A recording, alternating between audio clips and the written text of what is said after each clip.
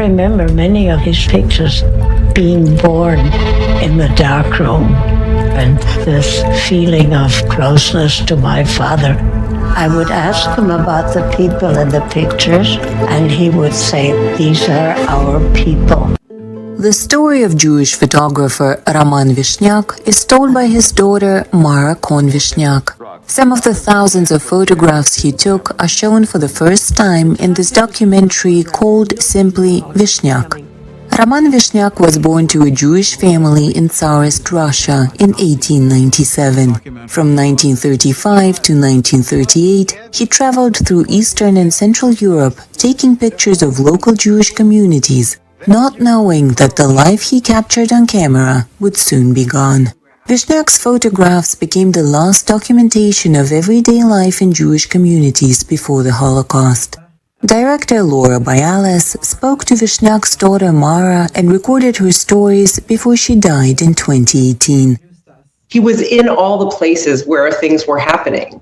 He was in Moscow during the revolution and fled from Moscow and went to Berlin in the 20s, where everything was happening. The Weimar Republic was at its heyday, and he was there during, the Nazi takeover of Germany. A little bit after that is when Kristallnacht happened, and he was in Berlin during Kristallnacht. Then he's, in France. He's in photographing people leaving on the Kindertransport.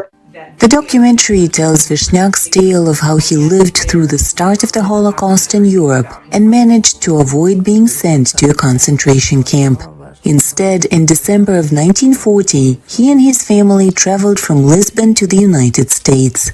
Here, Vishniac would make significant scientific contributions to photomicroscopy and time-lapse photography. When Polish cinematographer Janusz Kaminski was filming Steven Spielberg's Schindler's List, he based a lot of scenes on Vishniac's photographs. Because they reflected the everyday Jewish life it was hard to find elsewhere. The documentary's executive producer and Spielberg's sister Nancy Spielberg says the message is clear. If humanity does not learn from its history, it's condemned to repeat it. I do think that the images speak to all of us. I think we are a visual society. We need to see it, not read it. We need proof. Everybody wants proof. And so this is proof of how inhumanity runs amok. And maybe it will help us understand each other better. Maybe it will help create some tolerance. Maybe it will bring civility back to civilization.